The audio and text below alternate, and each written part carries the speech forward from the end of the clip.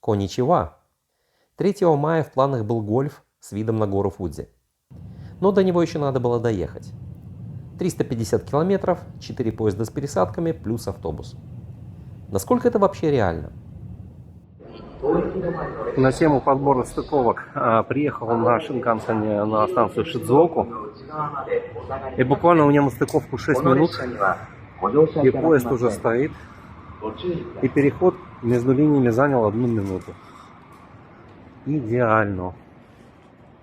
Просто идеально. Из Киото я выехал в 6:30 утра. План был такой. Сначала Шинкансен до Сидзуоки, потом 3 локальных поезда до Гатембы и оттуда уже автобусом до гольф-клуба. В теории это должно было занять 4,5 часа. Итого 4 пересадки между поездами и автобусом, самая длительная из которых всего 7 минут. Какова вероятность, что все пойдет гладко и без опозданий? Итак, очередная пересадка с экспресса Токайдо Лайн. Кстати, все 3 вагончика у этого экспресса. Мне теперь нужно найти местную линию. Поезд 8:50, сейчас 8:44, 6 минут. Ожидание следующего поезда. Очередная стыковка, просто огонь.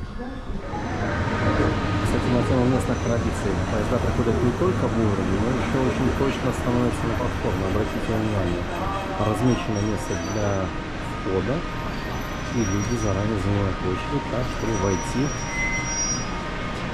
в вагон. Еще одна пересадочка на линию Гатемба. Отправление поезда у меня через 4 минуты.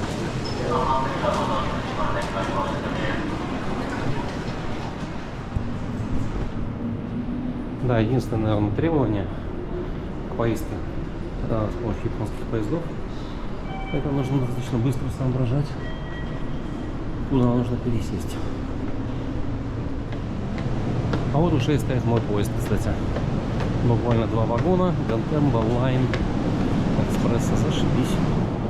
Это же он, да, 9:14.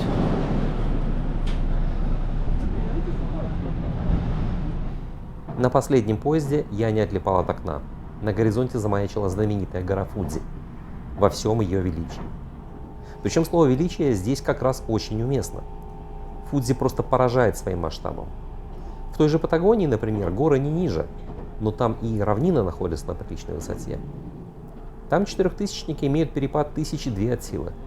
А тут одна гора и перепад высоты 3000 метров. Так что Фудзи отлично видна даже с расстояния больше 20 километров, хотя в это и верится с трудом.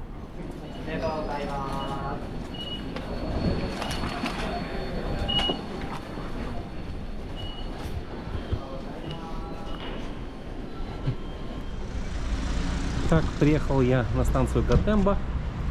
Порядка 350 километров.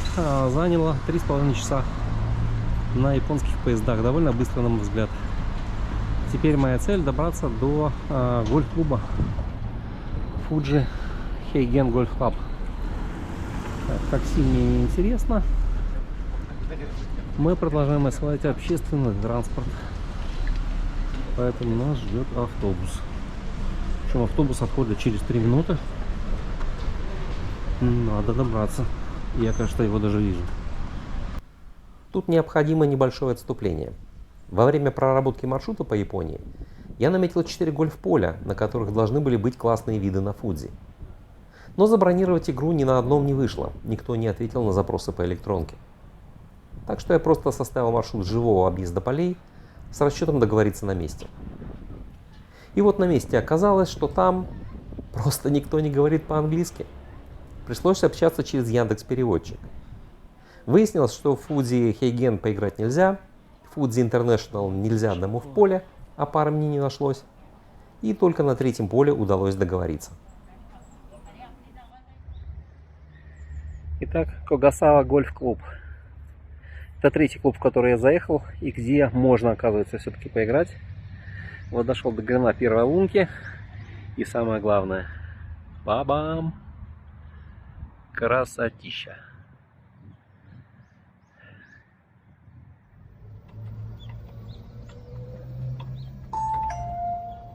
Мигигава, 隣接ホール Кстати, чудеса на виражах.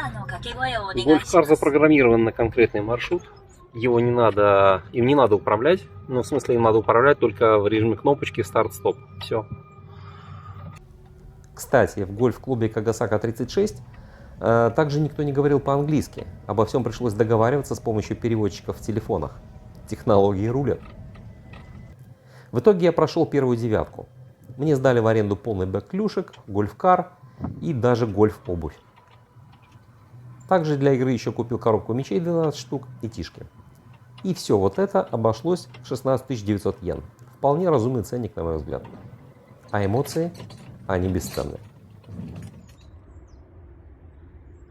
Ну что, сбылась мечта идиота. Открываю сезон на гольф-поле с видом на Фудзи.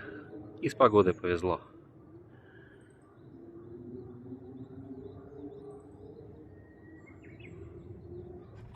Это поле на самом деле одно из самых близких к горе Фудзи. До нее было всего около 10 километров. Хотя между полем и Фудзи есть холмы, немного мешающие видом. Кстати, поле находится на высоте порядка 850 метров, поэтому здесь период цветения сакуры заканчивается чуть позже обычного. Так что пару деревьев в цвету еще застал. Вообще вариант, когда тебе не нужно рулить гольф-каром, был очень в тему.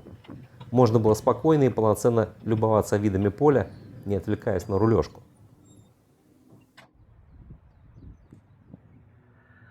Вот это и есть одна из причин, почему люди любят гольф. Виды просто божественные.